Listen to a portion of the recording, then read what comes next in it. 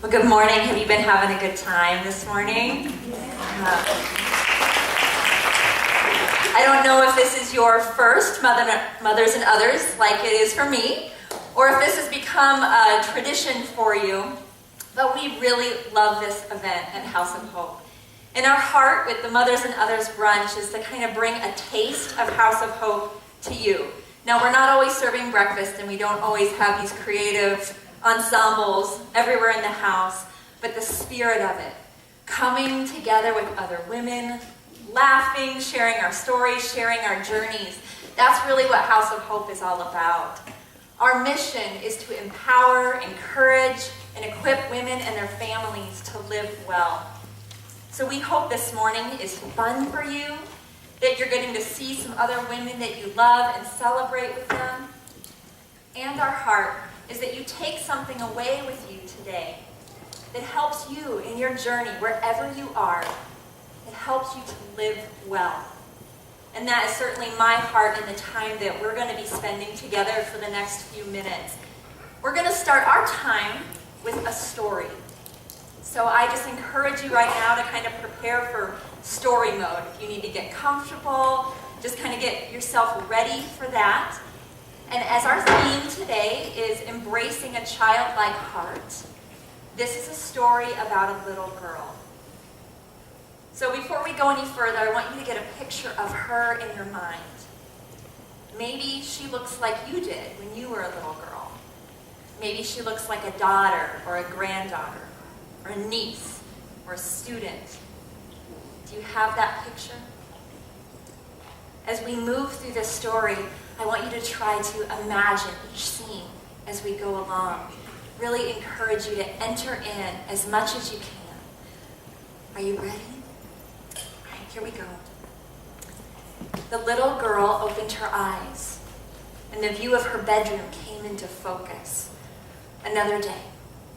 She swung her legs over the bed and groggily walked down the stairs for breakfast. The woman's voice reached her before she reached the bottom of the stairs. It's about time you're out of bed. I thought you were going to get up early. The woman's tone was disapproving. Well, now that you're finally here, hurry up and help with breakfast. The little girl felt her body droop. She's right, the little girl thought. I should have been up earlier. I'm already behind now. The little girl helped to bring the remaining breakfast items out on the table. And during breakfast, she found herself distracted. She was thinking about this long list of chores that the woman had given to her. The list overwhelmed her. She wasn't sure how she was going to get everything done, or even if she could do some of the things on that list. After breakfast, the woman shuffled her through the morning routine, getting her dressed, brushing her teeth, laying out the things that she would need for the day. The little girl often dreaded this process, especially getting dressed. The woman would often give her disgusted looks as she rifled through her clothes, muttering comments underneath her breath like, "Oh, you can't wear that. Green always makes you look sick. And this one won't work. You're much too chubby for that dress." The little girl always stood back with her head down, avoiding glimpses of herself in the mirror. Today was Saturday, which didn't mean cartoons and playtime for the little girl because that list of chores was looming. The woman was going to be having company later, and the house had to look spotless. "Do you want them to find out what a slob you are?" the woman asked when the little girl had questioned the list of chores. And the little girl knew better than to press it any further. The little girl worked and worked, washing dishes, cleaning counters, doing laundry. She swept and she scrubbed and she dusted, and her little body was so tired. But every time that she looked to the woman with a hope of maybe taking a little break or getting some rest, she was met with the woman's curt head shake. No. Finally, everything was clean and prepared. The guests began to arrive in a flurry of greetings, and one of the guests smiled warmly at the little girl. "Oh, you look so pretty today, sweetie. she said. Before the little girl could say, "Thank you," the woman interrupted. She smirked at the little girl and then turned back to the guest. "Oh, it takes forever to get her ready. And I can't even do a thing with her hair. I don't even know where to start." The woman laughed. "And a few too many cookies lately." And she pinched the little girl's tummy. "At least this dress covers her up." The little girl smiled painfully and bit her lip. She averted her eyes down to the floor, and after an awkward moment, the guest changed the subject. As the party went on, the little girl found herself drifting toward the perimeter of the room. She watched as the guests laughed and talked together. The woman appeared at her side and leaned down, speaking softly. "So here you are again by yourself." The woman sighed. Her voice was weary and almost sympathetic. "Honestly, I don't even know why I had you come. You don't really belong, but I guess it's too late now. Well, pull yourself together because your part is coming up soon." The woman had planned for the little girl to offer some entertainment to the guests. As the woman turned away, the little girl felt her heartbeat pick up. She never seemed to do things well enough to get the woman's approval. And this time was no different. As the little girl shared the story and the song that she had prepared, she tried so hard to do it exactly right. She watched the faces of the guests desperately trying to meet their expectations and to meet the expectations of the woman. But when she was finished, she saw in the woman's face that yet again, she had fallen short. After the last guest walked away from the house, the woman turned on the little girl in anger. "Were you trying to embarrass me?" she asked. "You prattled on for far too long, and that song that you sang, what were you thinking? Sometimes I could barely even hear you, and then at other times I found myself wincing because of your shrill little voice. It was a mistake to ask you to do anything." That night, the little girl climbed back into her bed. She pulled her knees close to her chest, and she wrapped her arms around herself, and she buried her head. Tears came down her cheeks. "I just don't belong," she thought. I'm just not good enough. And I don't think I'll ever be good enough."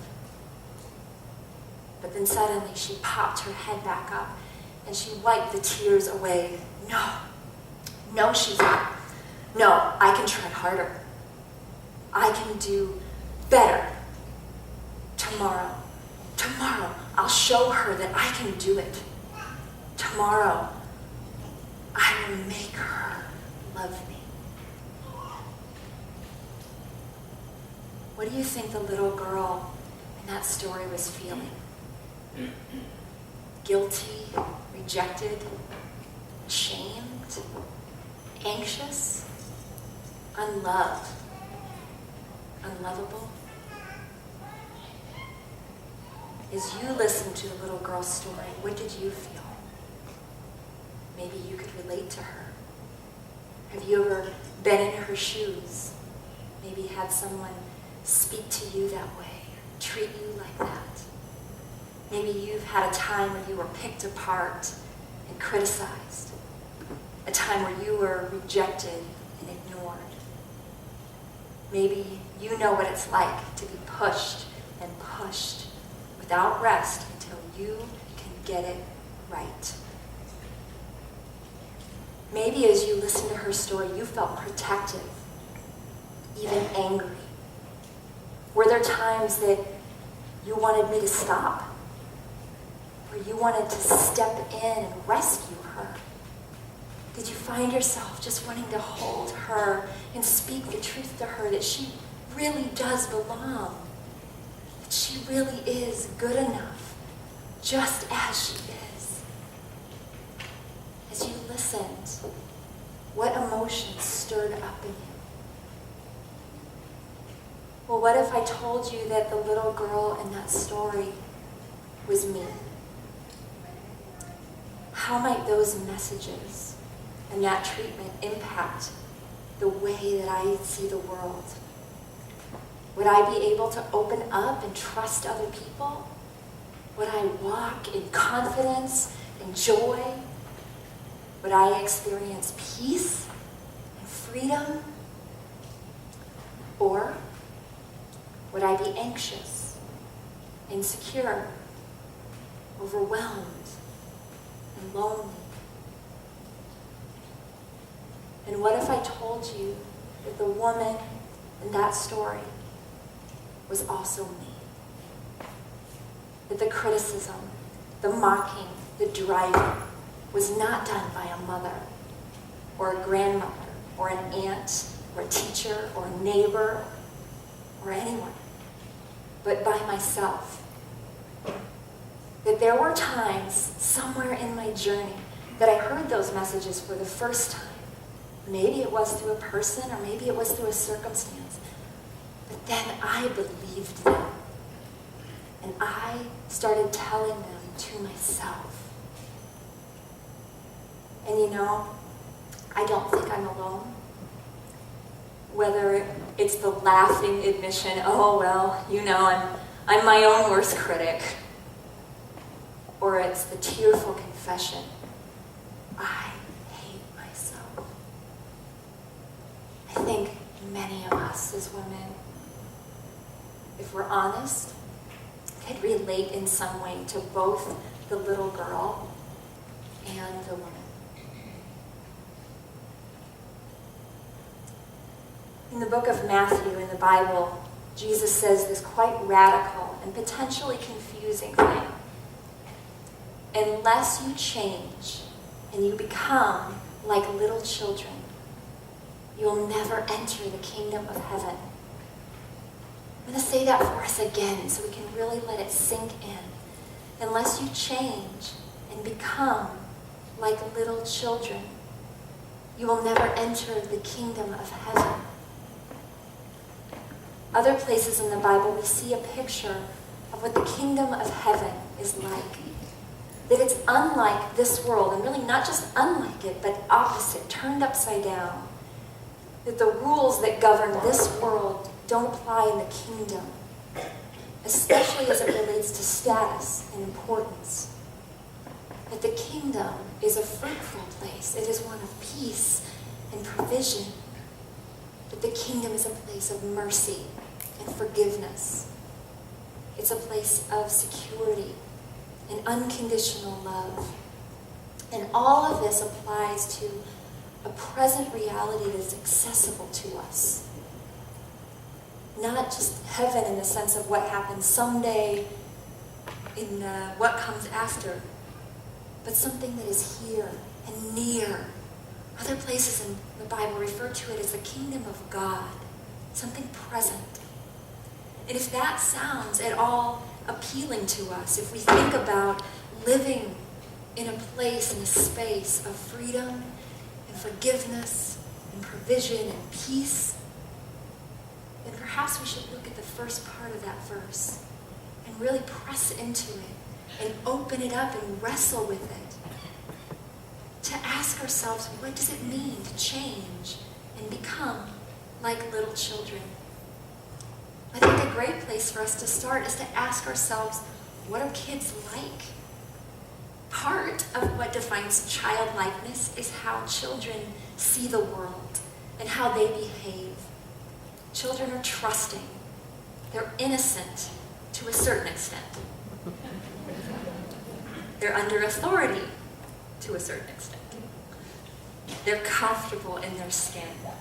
You know, one of my favorite things is to look at little girls, and they can have 8 different colors on and a tiara on their head. And their tummy just round and sticking out. Their hair is going in a million different directions. And you know what? They're totally okay with themselves. They know they're beautiful. Children are dependent. And so they are free to be helpers without that fear of failing. And children have this pure sense of awe and wonder about the world around them. But the other part of what defines children is how other people treat them. How children are treated either allows them the freedom to be childlike, or it robs them of that innocence and that trust and that security. When everything is healthy, children are treated as dependent. No one is expecting them to figure everything out and take responsibility for everything. Children are treated as precious, and their unique appearance and personality are celebrated. Children are given permission and space to learn and to make mistakes. They're not expected to do everything perfectly. Children are recognized as vulnerable, and so they are protected. And when children are not treated this way, at best, we call it dysfunction. And at worst, abusive. So here's the thing. I can admire and even desire childlike characteristics in my life. I can want to be more trusting, to embrace dependence on God, to be comfortable with who I am. But if I do not treat myself like a child, but instead I treat myself like an adult who should have figured things out by now and who should have her act together, that I am not going to have the freedom to be childlike. There's a beautiful verse from the Bible in the book of 1 John that makes it very clear how God sees us. See what great love the Father has lavished on us, that we should be called children of God. And that is what we are. God sees us as children, and he treats us that way. He takes complete responsibility for us. He sees us and he treats us as precious. He celebrates our unique personality and appearance. He gives us space to learn and grace in our mistakes. And he protects us. And we can know all of that right here, and we can totally reject it right here. And I think the primary way that we reject it is that we do not treat ourselves the same way. I don't know what this weekend represents for you. Maybe this weekend is a time that you celebrate all the women in your life who have mothered you, who have nurtured and encouraged, disciplined, taught, and mentored you. Maybe this weekend is a time that you grieve the mothering that you have needed and you didn't get. Maybe this weekend is a time that you rejoice in the opportunities that you have to encourage and nurture, discipline, teach, and mentor others inside or outside your family. Maybe this weekend is a time where you really feel a hunger and a longing to do those things. Well, I want to give you a new charge today. Whether or not you carry the label of mom, grandma, aunt, teacher, neighbor, or friend, I want you to know there is a very special little girl inside who needs you, and no one else will do. Amazingly, you get to be the little girl, and you get to be the woman. But your story can be very different than the one that I told. That little girl inside need you to tell her that it doesn't all depend on her, that she can rest. She needs you to tell her that she's good enough just as she is, and that she truly does belong. She needs you to celebrate her unique personality and appearance. That little girl needs you to nurture her as she learns, especially when she makes mistakes. She needs you to recognize her vulnerabilities and to give her the support and the boundaries that she needs for her protection. You see, embracing a childlike heart doesn't mean that we try harder, recommitting ourselves to be more trusting and more dependent. If it was that simple, we just would have done it by now. Embracing a childlike heart means we truly open up our arms and we wrap them around that little girl inside to really love her just as she is. And it's okay if you don't know how to do that. It's a really powerful first step just to start becoming aware of that dialogue, to know that this relationship exists. We have a special gift at your table for you today, courtesy of forimprint.com, just to serve as a journal for you. Journaling is a fabulous and very effective tool in this journey to change and become like children, as Jesus instructs us to do. I encourage you to take that, because it gives you a space to hear from that little girl inside. And this weekend, if you can, this afternoon, if you can, not to let too much time go by, but to give her that space, to sit down in a quiet place by yourself and do some writing.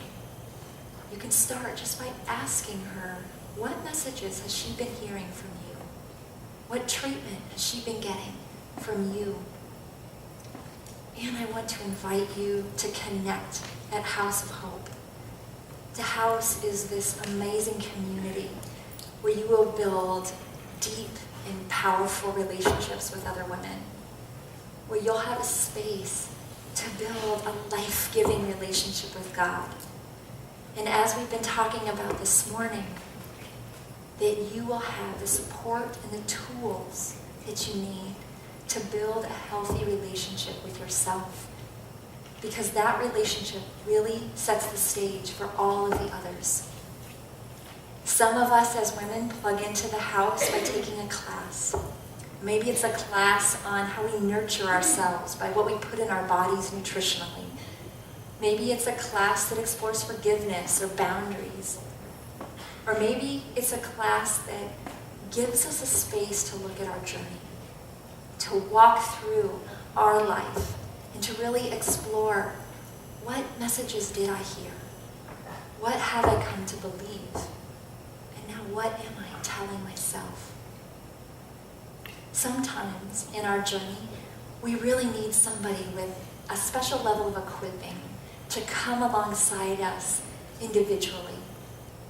And that's why we offer therapy at House of Hope.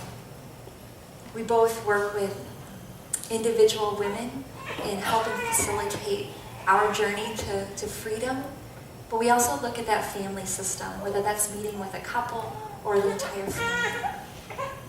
And then finally, sometimes in our journey, something in our environment is standing in the way of our freedom. And so we offer an immersion experience at House of Hope in the form of residency.